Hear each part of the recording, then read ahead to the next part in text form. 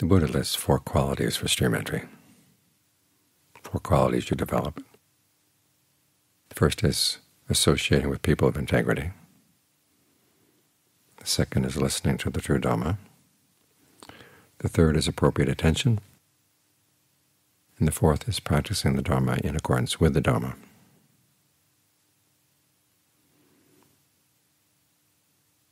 Now, assuming you're listening to the true Dhamma, your main duties are those last 2.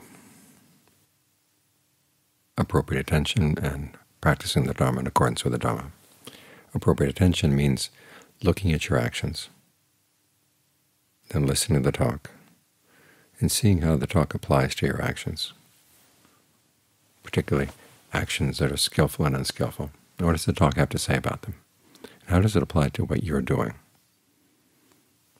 where your weaknesses are, where your strengths are? And it goes further into looking into what does the talk have to tell you about how you're creating suffering for yourself where you don't have to, and what you can do about it.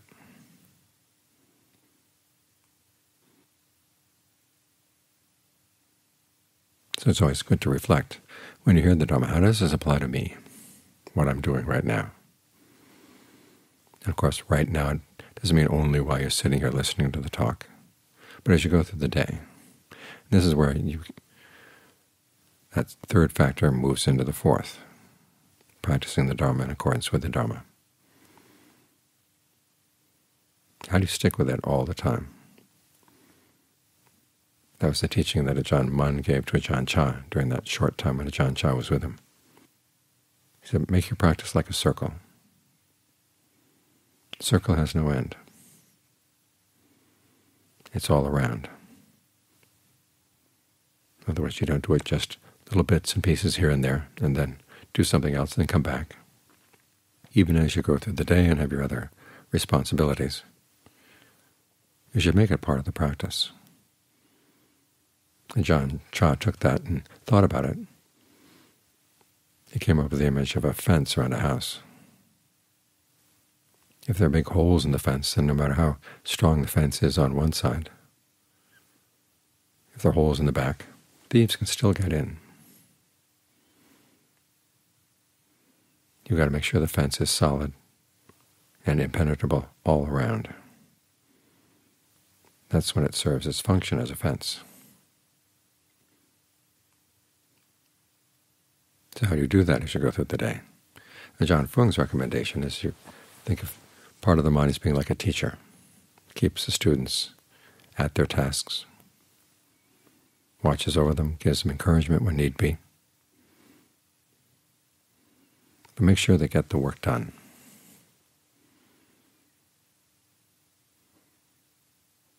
And one of the things he recommended is if you think about being mindful all day long, and you just get lost in the thought of all day.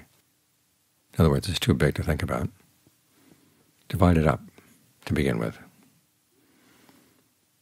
When you wake up, you say, okay, from now until that time I go to the kitchen or the time I go to the dining hall, I'm going to be as mindful as possible.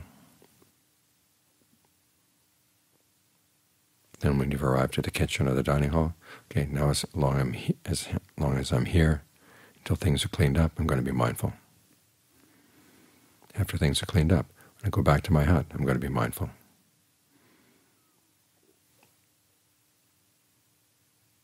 In other words, set proximate goals for yourself, but make sure they're pretty consistent.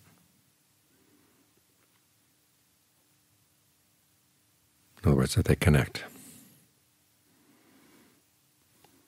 And the fact that you've divided time up into segments like this means it's easier to be strict with yourself and say, okay, it's not that long amount of time, an hour or so, 2 hours.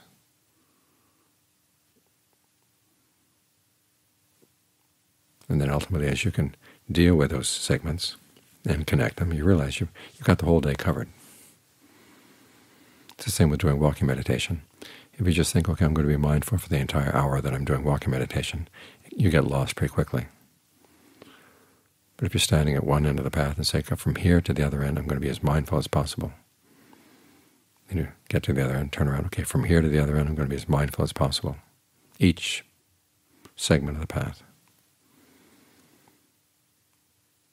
You find that those little periods of mindfulness connect up. That way it's easier to keep the mind on a close leash, so it doesn't wander too far off. If it does wander off, by the time you've got to the other end of the path, you stop and say, okay, come back. I'm not going anywhere until you come back. And then you go to the other end of the path.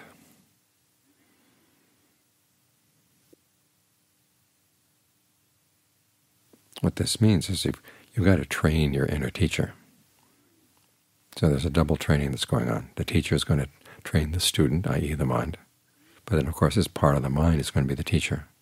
And the teacher has to know how to deal with the student, when to give the student a little bit of slack,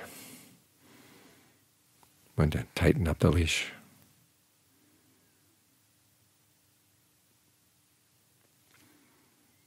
When to be stern, when to have a sense of humor. Try to think of all the good qualities of the teachers you've had in the past, the teachers from whom you learned things, the teachers who made you want to learn. And try to embody their qualities in the way you treat yourself as you go through the day.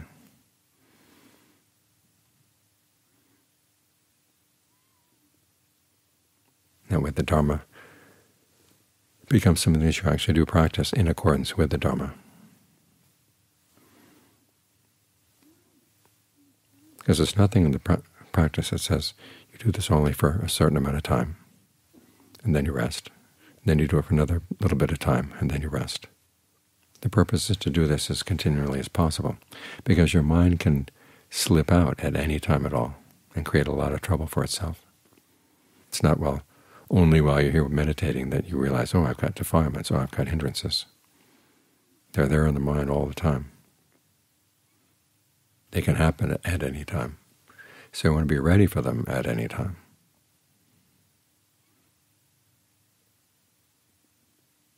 The Buddha calls this directing yourself rightly.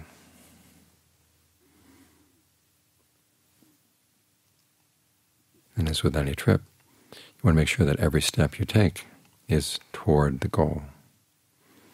You don't want to go east for a while, then go back west for a while, then go east again, and then west again, back and forth. And the mind will have its ups and downs.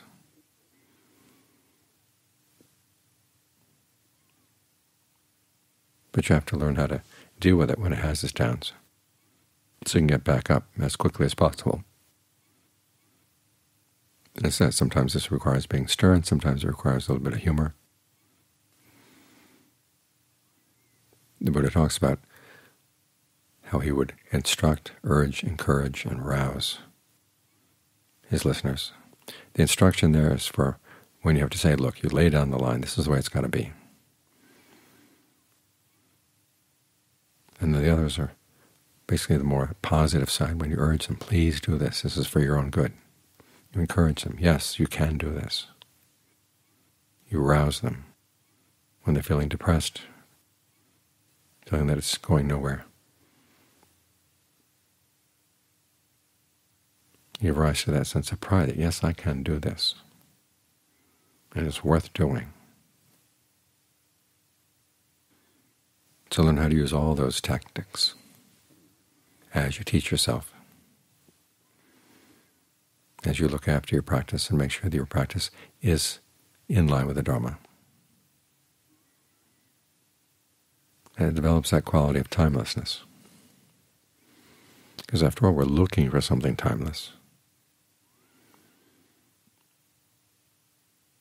And the best way to find something timeless is to be as timeless as possible in your alertness, timeless as possible in your mindfulness, timeless as possible in your efforts. Timely in the sense that you make them appropriate, but timeless in the sense you make them consistent.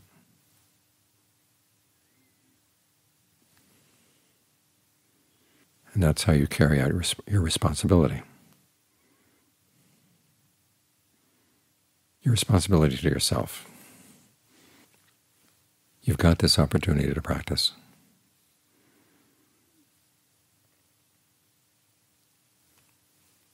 That's always the case. You never know how much longer you've got.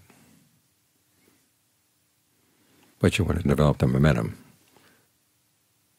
so that if you don't get to the end in this lifetime, the momentum will carry you through to a place where you can practice again.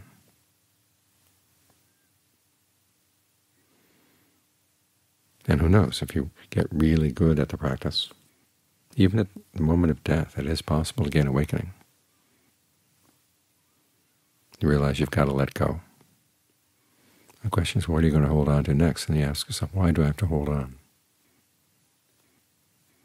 Now, if you had practice letting go, letting go, letting go, it's going to be a lot easier. And if you had practice watching your mind, which is that role of the inner teacher, watching things and saying, well, no, don't go there. Do this, don't do that.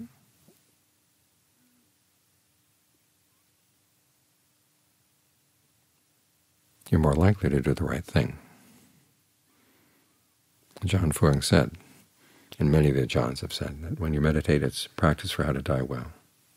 Because these are precisely the skills you're going to need. Not letting the mind wander off uncontrolled. Being mindful to remember what your duties are going to be, being alert to what's happening, and putting out the effort to do things well. Those are the qualities we need as we meditate. Those are the qualities we need as we go through the day, and the qualities we need as life approaches death.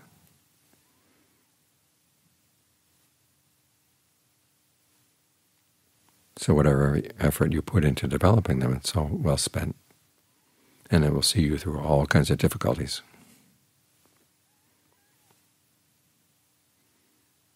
The Buddha talks about one of the duties of a teacher being to give protection to the student.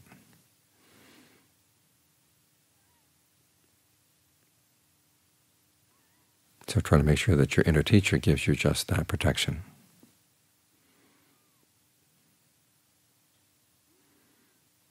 Don't be afraid of being critical. I don't know how many articles I've read in supposed Buddhist magazines that say, oh, your inner critic is horrible. You make sure that your inner critic doesn't have anything to say. Don't listen to the inner critic. As if there were no such thing as positive criticism, useful criticism. That's one of the roles of the teacher. It's part of the instructing in those 4 types of talk: instructing, rousing, urging, and encouraging. Simply teach your teacher how to be a useful critic, positive critic.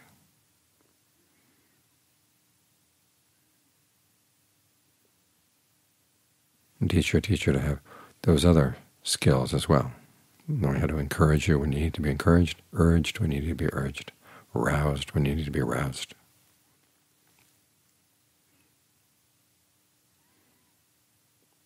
And you will have developed a refuge inside.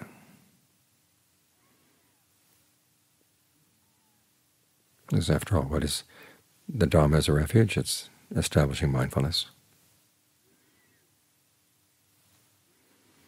And this inner teacher is precisely what you need to get mindfulness established to begin with and to keep it there.